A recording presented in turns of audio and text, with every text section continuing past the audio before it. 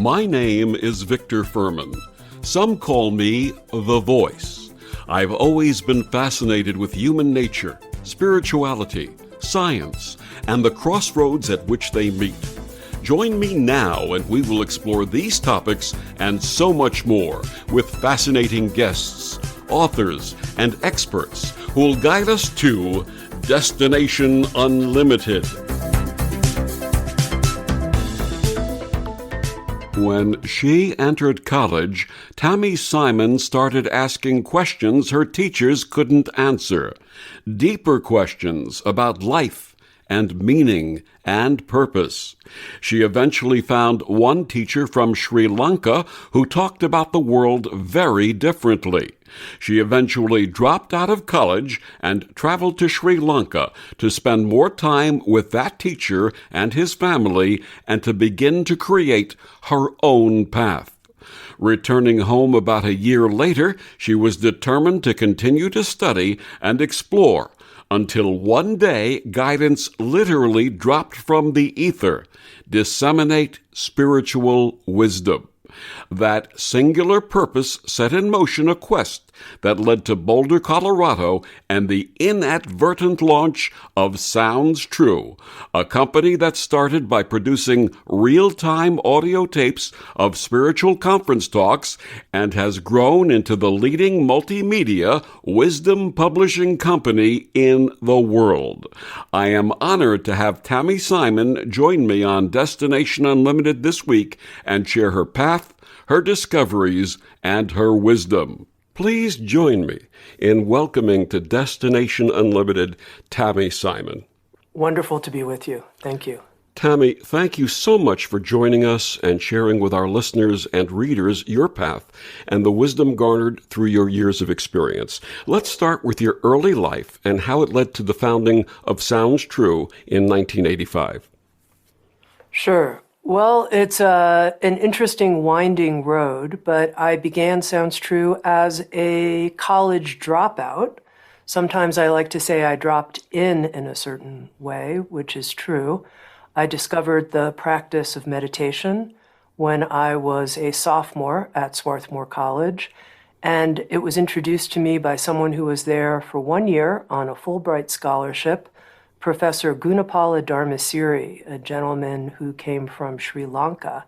And at the end of my sophomore year, I decided to spend time with him and his wife and 3 kids and travel to Sri Lanka and then also up into India and Nepal. And that's when I really discovered meditation and committed myself to it as a young person. So there I was, 21 years of age, and I said, universe, use me, please, to bring this type of practice and other contemplative practices to as many people as possible. And as I said, it's a long and winding road, but when I came back from this pilgrimage, I wasn't really suited to get an academic degree.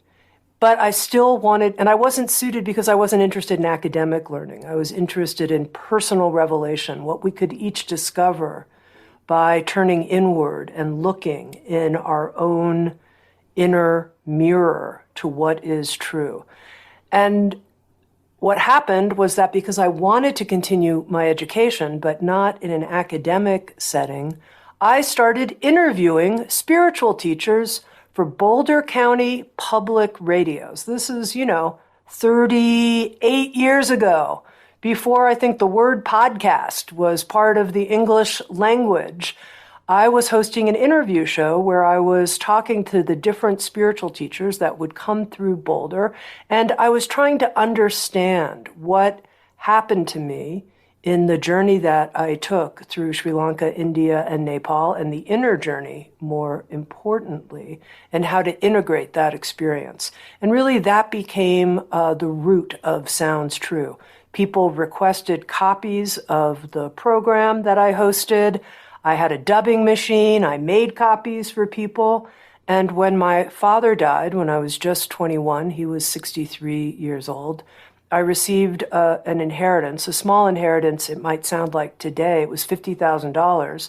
But with inflation, that would be over $200,000 today. So for me at that age, at that time, it was a lot of money. And one of the people I was interviewing, I said to him, "What should I do with this money I just inherited? I'm not sure what to do with it." And I thought he might have some wisdom because he had a sign on his door. You ready for this? I kid you not, Victor. It was a yin-yang symbol with a dollar sign through the center and the words transformational economy written on top. So he knew something about transformational economy. And I said, "What should I do with this money I received?" And he said, "Why don't you put it into yourself?" So remember, I'm hosting a volunteer radio show. I'm not being paid. At the time, I was working as a waitress to earn money. I'm a college dropout. He says, "Why don't you put this money into yourself?" And I said, "Well, I don't know what to do with myself." And he looked at me and he said, "Come back in 3 days. We'll talk about it. I think you know, Tami, what you want." And when I walked out of his office, and once again, Victor, I kid you not, it was a strange experience. I felt like I was walking slightly above the ground instead of on the ground. And then I heard a voice. Of course, I don't know what this voice was, whether it was some kind of interior knowing or something that was guiding me, that was an external voice. To this day, I don't know. It's a mystery. But I did hear these 3 words: disseminate spiritual wisdom. And that's how Sounds True was born. Wonderful. Thank you for sharing that. Have you had the voice since that time?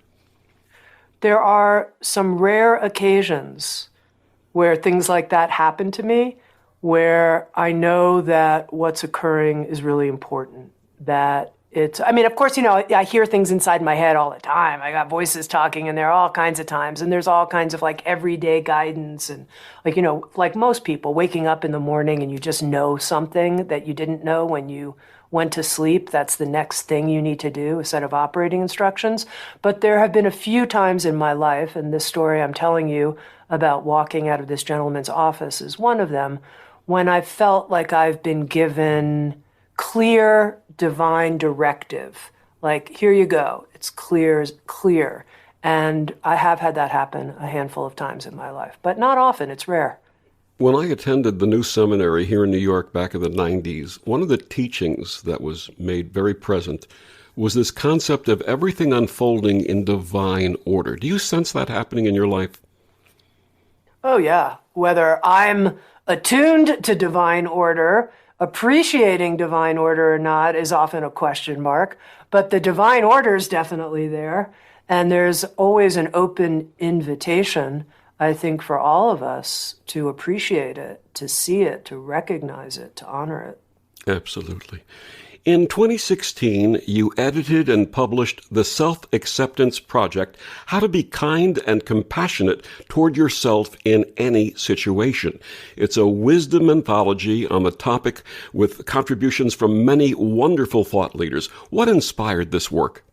Yeah, thanks for asking, Victor. So over time, in addition to running Sounds True, I became a meditation teacher. And that's a whole story in and of itself. But as part of being a meditation teacher, I would have one-to-one meetings with meditation students. And we would sit together for 15 minutes, and people could talk about anything they wanted. Sometimes people were silent in these one-to-one meetings. And one of the things I noticed was that one of the greatest sources of pain for people that they would share in these one-to-one meetings was the various ways they were beating up on themselves, the various ways people spoke to themselves, I'll just use it, cruelly, the way you would never speak to even, someone who you just met, let alone a friend, let alone someone you cared about, let alone someone who was dear to you. And I was like, wow, so people are on the meditation cushion for hours. And what's torturing so many of us is this inner critical voice. We're not good enough in this way. We're not good enough in that way. Our thighs are too big. Our thighs are too small.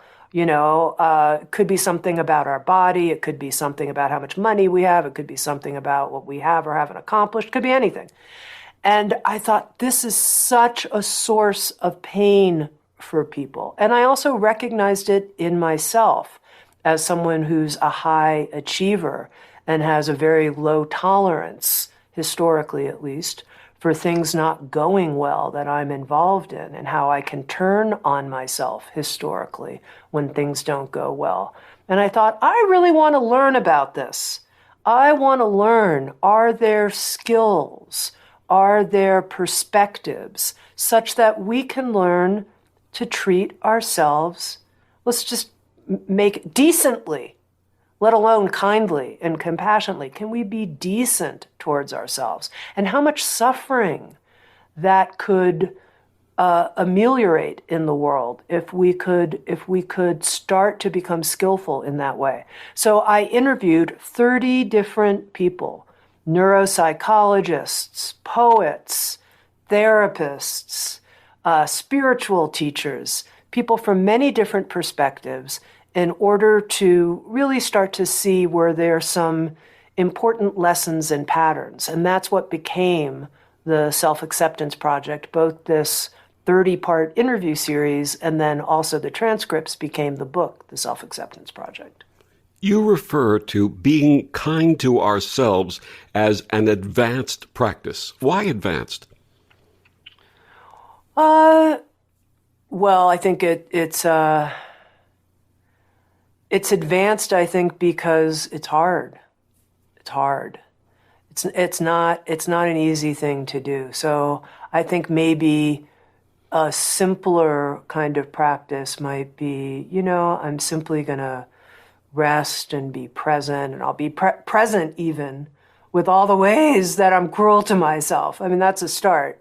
But I think that it's more challenging, so I think that's why I use the word advanced, to really make a strong commitment that when those types of judgments of ourself come up, that we have taken a strong stance that says, I will turn towards myself with the same kind of loving eyes, loving warmth, unconditional embrace, that I would turn towards my dearest friend in the whole world, the person I treasure.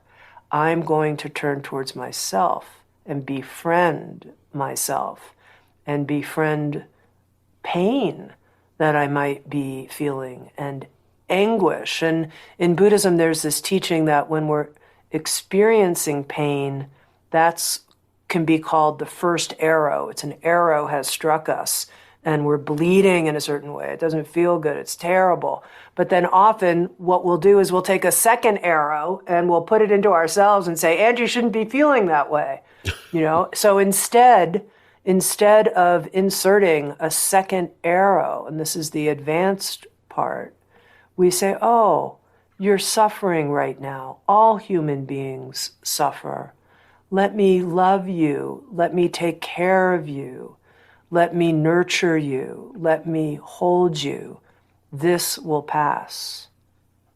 Absolutely. Growing up in the 1950s and 60s, without going into a lot of details, I was wired into the concept that you take care of everyone else, sometimes at the cost of taking care of yourself. And I remember in 1970 hearing the Moody Blues come out with an album called Question of Balance, and in the song Question, Justin Hayward has a lyric that says, when you stop and think about it, you won't believe it's true, that all the love you've been giving has all been meant for you. And that turned me around. Mm-hmm. That's beautiful that a song could inspire and stick with you in that way. That's beautiful. How has the mission of Sounds True changed since its inception, and what are the core values? Well, our mission to disseminate spiritual wisdom, the original 3 words that I heard, that's still our mission today. And I would say our mission hasn't changed. It's expanded, it's deepened, there's different language sometimes. What is spiritual wisdom? There's a lot of different perspectives. If it doesn't translate into how we live our life, how we treat our body in terms of our health, how we organize as a society in terms of our respect for all kinds of differences and upholding justice, then in my view, it's not real spiritual wisdom. But that phrase, spiritual wisdom, is open to a lot of different perspectives, levels, interpretation, and we welcome that at Sounds True. So our mission is the same. God knows we've experimented with lots of different formats, sometimes I say by whatever media necessary. So, we started with audio, we moved into books, video, online learning, et cetera, et cetera. So the format keeps changing, but the mission is the same. In terms of our core values, there are several. I think the two that I'll bring forward, Victor, for our conversation, the first is being of service. That's the core of what the company is about, is to serve this spiritual awakening in our time and its expression in the world. And the people that enjoy working at Sounds True, the people that flourish, are the people who have that kind of appetite to be of service. It fills something in their soul. The second core value that I'll just briefly touch on has to do with authentic connection. And that's something that's really important to me, and it's something that pervades the entire way we operate as a company, which means we want to have authentic connection with the authors that we work with when we're putting out their programs. We want to have authentic connection with our customers. So we want to treat each other. That authenticity means that we're telling the truth. We're not wearing a mask at work, pretending to be one thing, but really being something else. We're willing to be vulnerable and share what's really going on with us. And the connection means that we stop and we take time for it.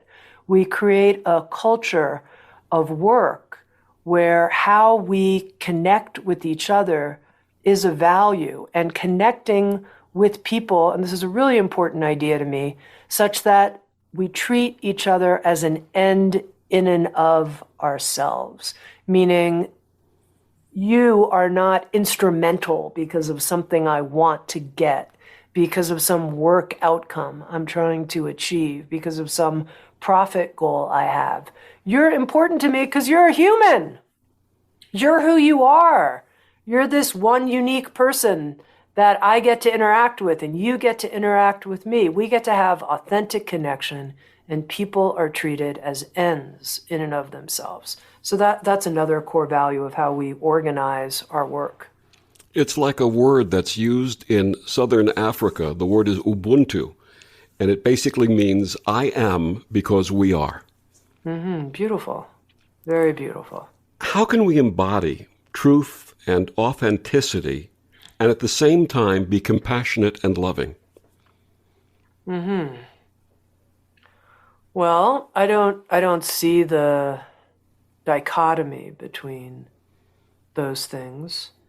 In terms of being brutally honest with someone, lovingly but brutally honest with someone.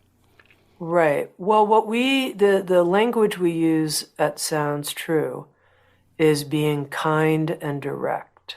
Kind and direct. So there's no brutal in that. I originally introduced it as being direct and kind, and people said, Tami, this is especially good feedback for you. Why don't we reverse them and make it be kind and then direct? And I was like, okay, that's a really important reversal.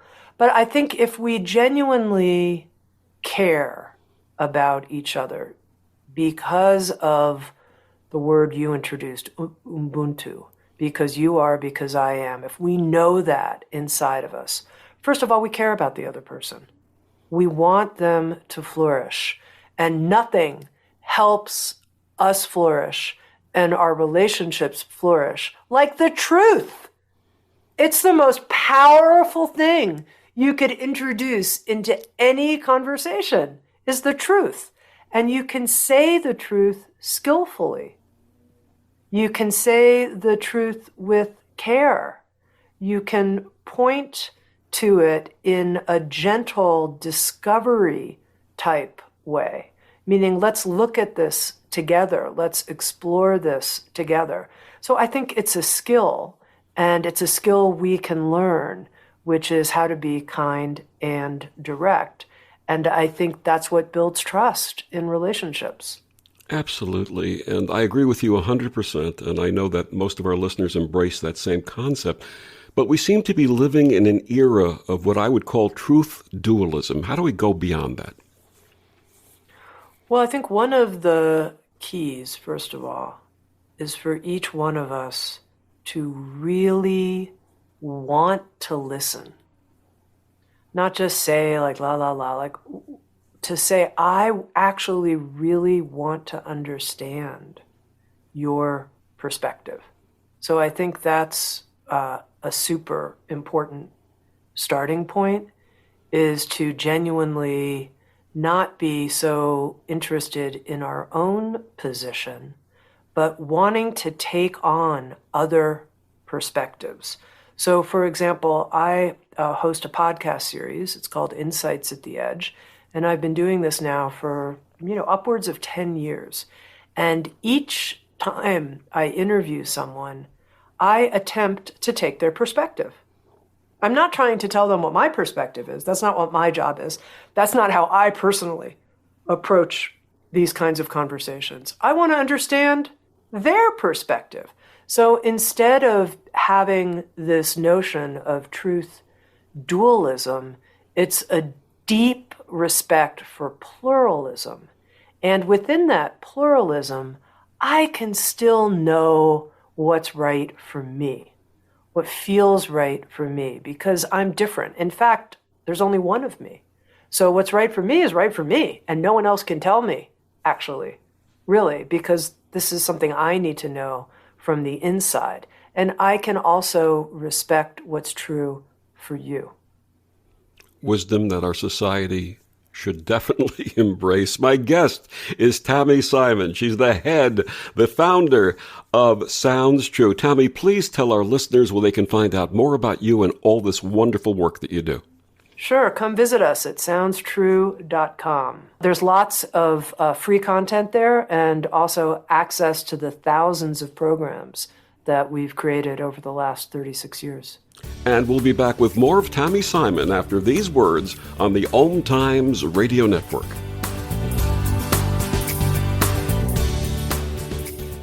The best of the holistic, spiritual, and conscious world. OMTimes Radio. IOM FM. OMTimes Magazine is one of the leading online content providers of positivity, wellness, and personal empowerment. A philanthropic organization, their net proceeds are funneled to support worldwide charity initiatives via Humanity Healing International. Through their commitment to creating community and providing conscious content, they aspire to uplift humanity on a global scale. OMTimes, co-creating a more conscious lifestyle.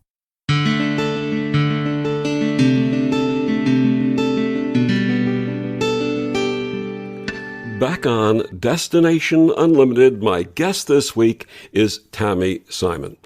Tami, in the 36 years since the founding of Sounds True, more than 800 spoken word audio and music recordings, books, multimedia learning resources, and online educational programs have been published. Are there any that stand out for you personally? Oh my. Victor, you've now asked me an impossible question. Oh my, I don't even know where to start. Most recently, we recorded a series with Carolyn Mace called The Great Transformation, and that was very helpful in terms of understanding this time that we're in and the evolutionary journey from her perspective that we're collectively making from a species that is shifting from the love of power to the power of love. And that's a shift we're going to have to make in order for us to emerge as an intact human species in the decades to come. So that series was very influential and helpful to me. I just listened to a program that we recorded a couple of years ago, and I had one of those moments where I fell in love with Sounds True all over again. It was so great. I listened to a series by James Hollis, who's an 81-year-old Jungian analyst, and it's called A Life of Meaning. And I absolutely loved his reflections on mortality, on what matters most. He shared his own personal mantra in the series that I like, which is he travels from his apartment in an elevator down to get into his car. And he says this, the first thing, this is just James Hollis talking to himself. The first thing he says is, shut up. And when he says that to himself, he says, stop complaining. Just stop complaining. You've got so much going for you in your life, so many opportunities, so many blessings. Shut up. Then the second part of his mantra is suit up, like pull it together. Pull yourself together, suit up for the day. You're going to contribute. You're going to be generative. You're going to offer yourself to other people. And then the last part is show up. So I just love that. Shut up, suit up, show up. From James Hollis. And the whole series is brilliant and beautiful. So that's a recent listen. When I think of like the classics, the programs from Sounds True that have meant the most to me, there's a series by Adyashanti that's called The End of Your World, Uncensored Straight Talk on the Nature of Enlightenment. And I remember listening to that series, and it was one of the first times anyone had ever spoken so clearly about the disappearance of the separate sense of self in the inner landscape and how that changes a person. So anyway, those are some of the ones that come to me top of mind as we're talking. Did any of your authors surprise you with something they shared, perhaps offline? Oh my. Well, this may surprise you, but it's true. I am surprised by every single author that we work with. So I interview every author, as I mentioned, on Insights at the Edge. And every single time I'm surprised by something. And what I mean by surprised is it's something I didn't know. Something that stunned me. Something I went, whoa, I never knew that. That's amazing. And it happens every time. I mean, there's a gentleman who I interviewed a couple weeks ago. His book is called Tracking Wonder, and he describes how animals experience wonder. And he goes and talks about studies that were done with chimpanzees who would stare and connect with the waterfall and the movement of water through the waterfall, and they were able to identify that the emotion they were experiencing was wonder. So suddenly I started looking at our two dogs at different times and different postures around the house when they'd be looking outside through a window and be, oh my God, I think they're in some kind of wonder-filled state right now. So that's it's a sort of normal surprise, if that makes sense to you. It's having an openness to just say, I just learned something I never knew before. That's wonderful. That's surprise-filled.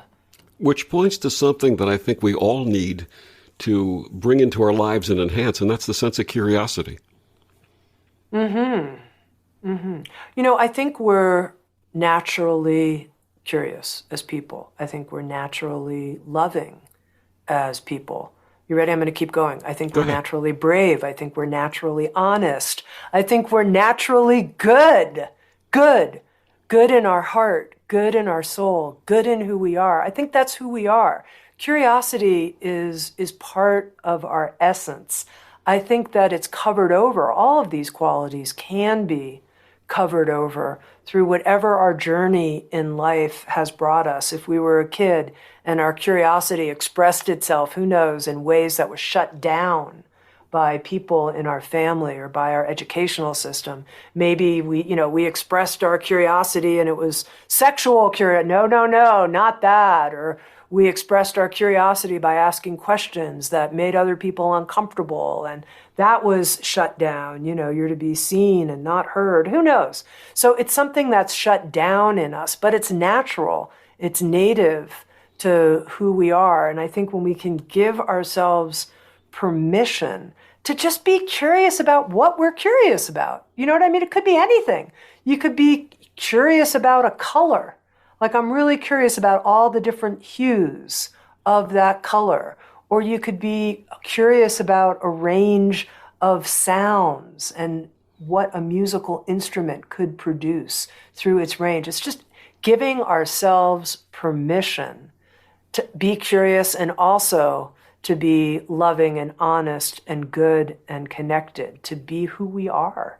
And I've made it part of my personal practice to try and learn something new every day. It's beautiful. It's beautiful. I notice for me, I don't even focus on like a set of goals or anything like that. It's more for me, and this is just my own personal thing, about letting myself be natural. So letting myself become naturally interested in the fabric on the couch that I'm sitting on and what it feels like when my eyes are shut and I'm touching it and being like, that's so interesting. What is that like? What does that feel like? It's soft, it's like chamois, whatever it might be. It's like letting our natural openness to all of our senses and all of the ways we discover. Because, even this notion of learning something new, it's wonderful. And it's the openness of our learning centers, our brain, and how we function and, read or listen or talk to people. It's great.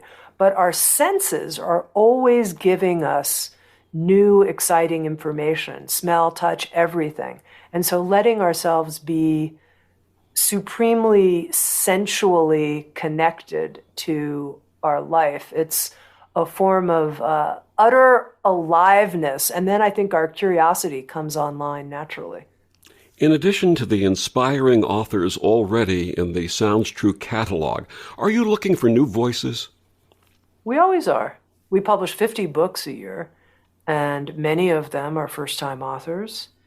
And we have a review committee at the company that looks at all of the submissions we receive. And we're always looking for new voices.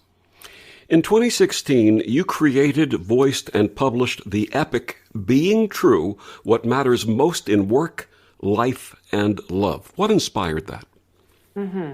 Well, remember how I mentioned, Victor, that I was a meditation teacher for a period of time?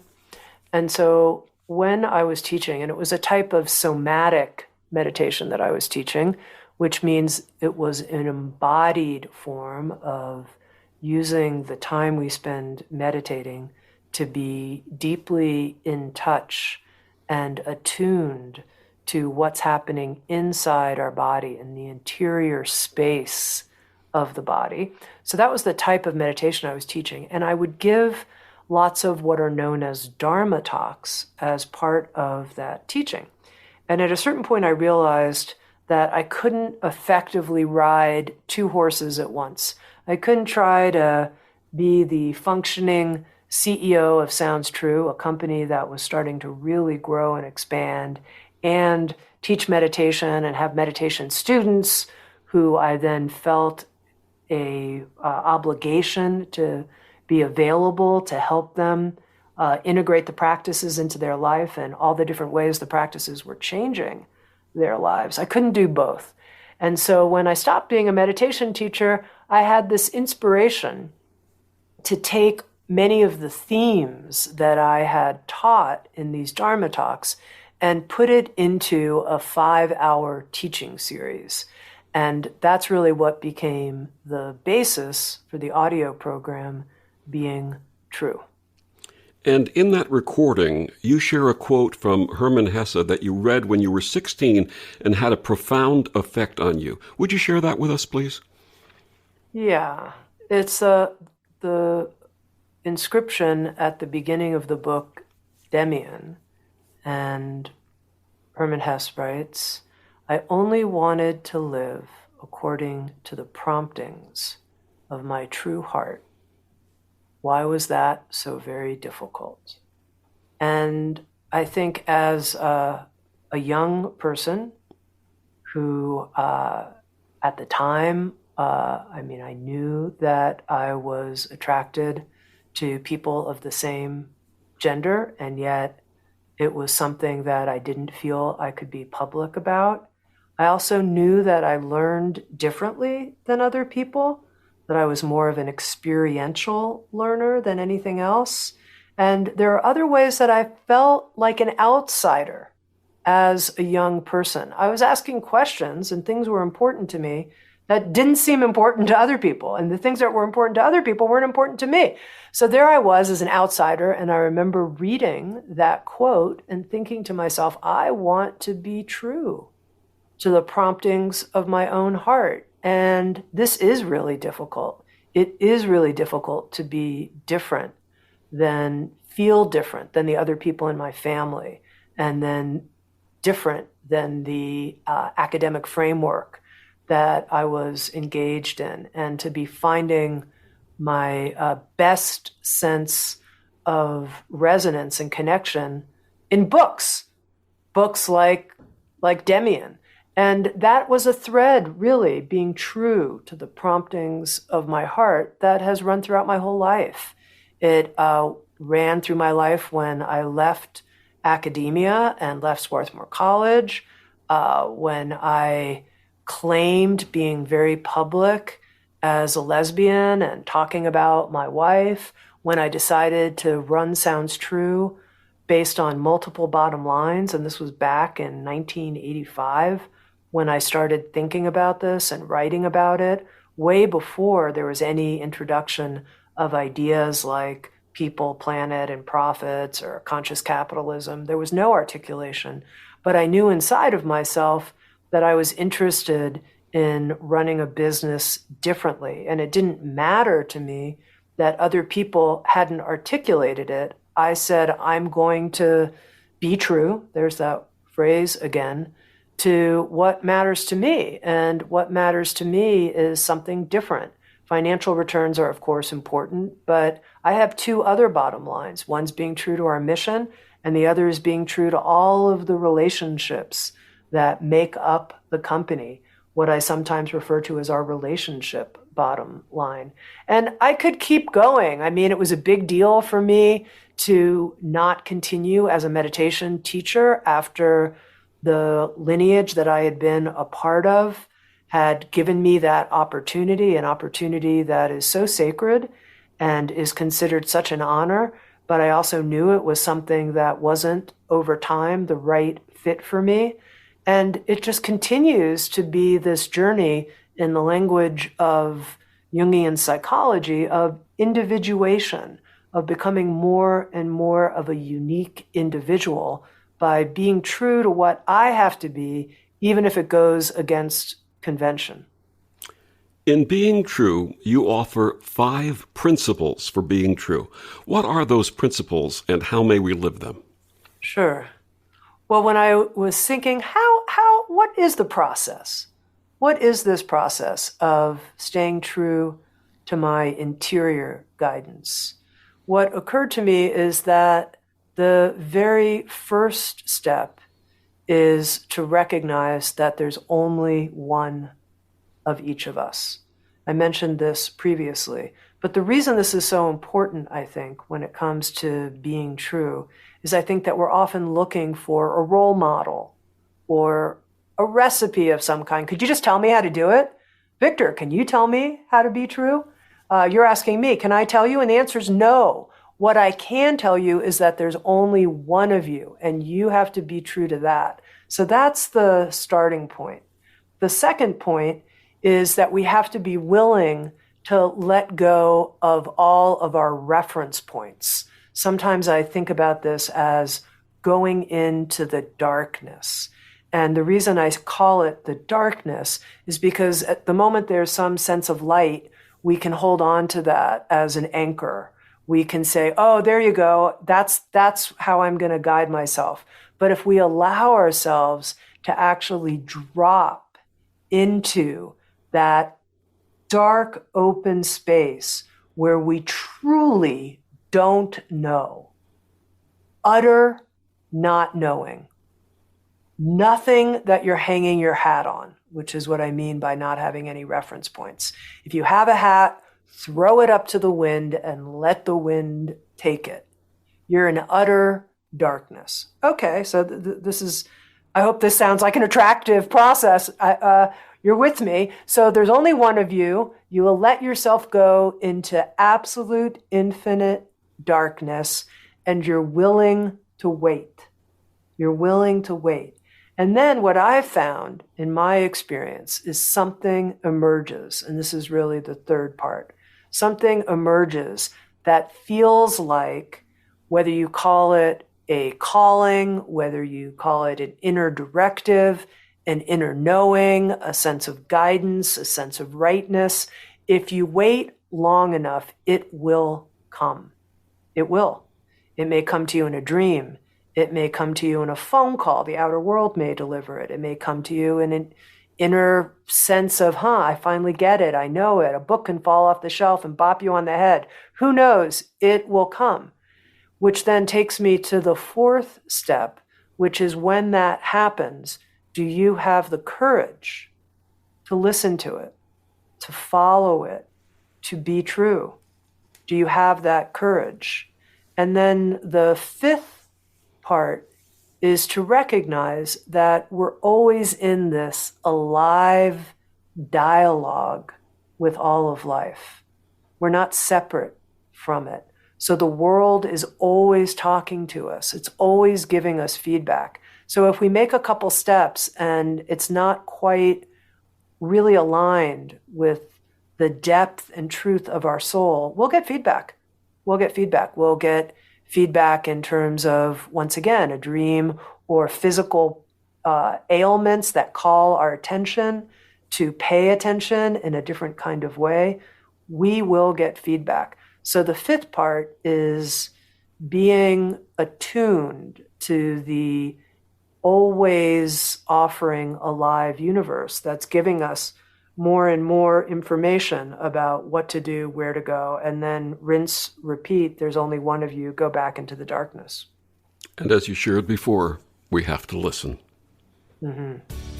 My guest is Tami Simon. We'll be back with more of Tami after these words on the OMTimes Radio Network.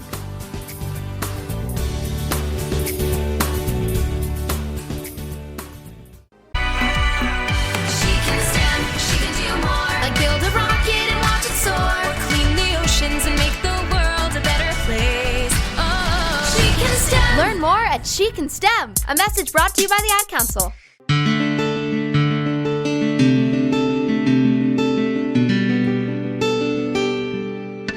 Back on Destination Unlimited, my guest this week is Tami Simon. Tami, a couple of years ago, Sounds True launched a program called the Inner MBA, designed to train business people on, and I quote, inner wisdom skills that lead to outer business success. Some may think of conscious business as an oxymoron, but you advocate that it is possible to make money while making meaning and change. What does this program offer, and how has it been received? Mm-hmm.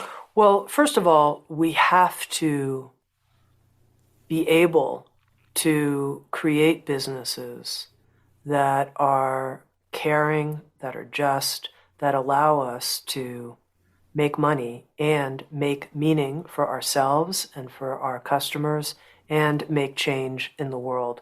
We have to not allow conscious business to be an oxymoron, as you say. We have to say, guess what? It's hard. It is hard. There's so many factors that need to be taken into account. But this is the future. And actually, I believe that all of our institutions will be remade. They need to be remade. They must be remade. And this is our work as conscious evolutionaries at this time, is to remake the social structures that we're a part of such that they reflect the interdependence, the interconnectivity that we discover when we're quiet, when we go into that darkness, when we listen and look inside, we know you are because I am, and I am because you are. How do we build a business where that, as a principle, is right at the center? That's an aspiring, conscious business. And I say aspiring because each one of us is always working, in my opinion, with our unconscious material. We each are. It's a never-ending journey, this is my experience, of becoming more conscious and therefore having our organizational life become more conscious. And it begins with doing some really deep inquiry about how we were formed, what our fears are, what are our beliefs about money and business. What do we think? Do we think that in order to be successful, we have to trade on some of our values, that we have to trade our integrity, that we have to manipulate, that we have to sacrifice what really matters in our heart? Is that a true belief, or is that just something we've taken on? I don't believe it's true. And do I think, though, that we have to be utterly creative? Yes, we do. We can't look at the past, at how business has been done in the past. We have to be the makers of something new in community with other people who share our values. And that's really what the Inner MBA is about. We've now run the program twice. We're getting ready to launch it for a third time. The program has been created in partnership with LinkedIn, which is the leading networking site for business people, along with Wisdom 2.0, which is a company that puts on events online and in person at the intersection of technology, wisdom, and culture change, and a division of NYU called Mindful NYU that grants people a certificate of completion at the end of 9 months. And what we're trying to really help people do in community is look at mindset issues that they have around business, train in core mindfulness skills so that we know not to identify with our thoughts and emotions, instead to use the classical metaphor, to experience ourselves more like an open sky in which clouds come and go, the thoughts and feelings, but we're not so identified with them. We open to the space of what Jack Kornfield, who's one of the presenters in the Inner MBA, calls loving awareness. We train and we start to know ourselves as that loving awareness. And you can imagine how that changes how we conduct ourselves in organizational life when we're not so reactively convinced that our perspective is the way it has to be, where we're letting our emotions be the reactive outplay with other people, but instead we can take some space and let our emotions pass. We train in the Inner MBA in self-compassion, which we've talked about, also so important for high achievers so that we're able to take risks. Now the program, the Inner MBA, it's divided into 3 trimesters. So in the first trimester, we work on inner transformation. In the second trimester, we're looking at creating exceptional teams, interpersonal transformation. And then finally, in the last trimester, it's about transforming our organizations, the actual structures that we work in. We have a whole, we call them conscious business accelerators, accelerator trainings that run throughout the Inner MBA. And one of them is on how you can transform your company into a B Corp. And that's part of the structural change that businesses are taking on worldwide and need to take on so that we can say, yeah, we're aspiring conscious business people working in aspiring conscious businesses. I recently read in Inc. magazine that Disney CEO Bob Iger was stepping down, and he was quoted as saying his reason was listening less and maybe with a little less tolerance of other people's opinions. This to me is indicative, at a minimum, of emotional intelligence. Can that be taught? Definitely. I think that's, one of the really interesting things about mindfulness education is that it's a skill. It's a skill that can be taught. You can learn to disidentify with thoughts and emotions. You just need to practice it like any skill. You can learn to be in, as I mentioned before with somatic meditation, in the knowing, receiving space of your body. And when you're in the knowing, receiving space of your body, first of all, you know what you're feeling. You know when you're feeling sad. And you start to know, what is the message of this sadness right now? The message is that there's something I need to let go of. What is it? You start to it's a skill, of course. It's a skill you learn. You know when you're angry. What's your anger telling you? Is there some kind of boundary that's being asked for in this situation? I need to speak to that boundary. It's a type of honorable sentry, says Sounds True author Carla McLaren, who's written several books on the language of emotions and emotions at work. So yes, I think that the skills of emotional intelligence, they're called skills because they are trainable, they're teachable. And it takes a willingness on our part. We have to say, this really matters to me. And you know why it matters to me? Because other people matter to me. I care about them. I care about how my behavior impacts other people. I want to be the type of person who leaves a wake behind me, like a boat leaves a wake. I want to leave a wake of lifting people up, of people being inspired, of people feeling better, of people loving more, of people contributing more, of people feeling like, God, I love when I come into contact with me, with you, that people have this feeling of like, gosh, I just feel a little more awake, a little more appreciative, a little more open, a little more heartful. If you want that genuinely and sincerely, then you commit to learning the skills. My sense is that you approach your managerial style like an alchemist. Do you see yourself that way? That's interesting.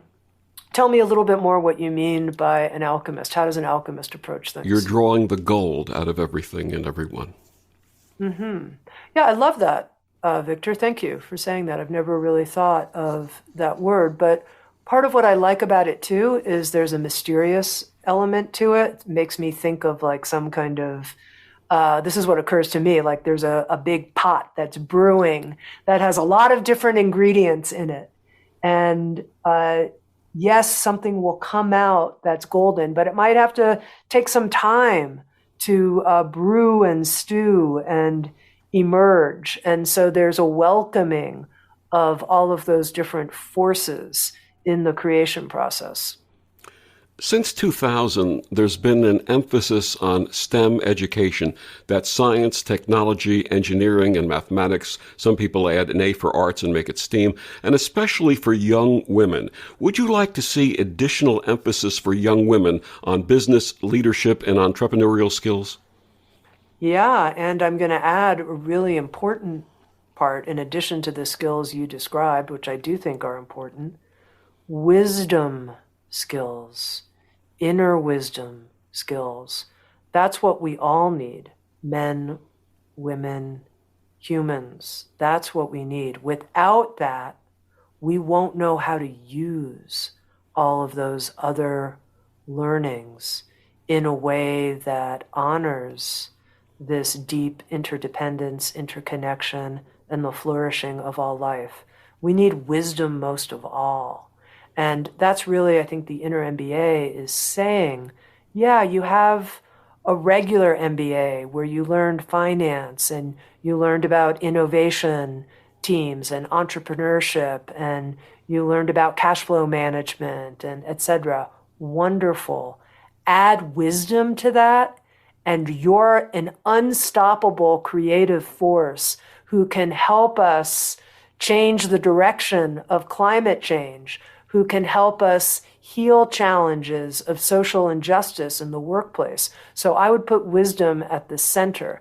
And the skills of wisdom are really, the skill of, traditionally, the way it's defined in Buddhism is you have to know, first of all, who you are, not as a separate self that is cut out and apart from life, but as the nature, the fabric of life itself, expressing through you in a temporary way. You have to know yourself as an expression of life. And you have to have access to that loving awareness, that compassionate heart. So it's a combination of knowing who you are and having your compassion activated and online in you, both of those qualities. The wisdom and experience and the path of Tami Simon. Tami, one more time, please tell our listeners where they can find out more about you and this wonderful work. Sure, come visit us at SoundsTrue.com. There's lots of free listening, free watching, and we'd love for you to learn more about all the things we're up to. SoundsTrue.com. Tami, my deep gratitude for you joining us tonight and sharing all of this wonderful wisdom. Thanks, Victor. And thank you for joining us on Destination Unlimited. I'm Victor, the Voice Fuhrman. Have a wonderful week.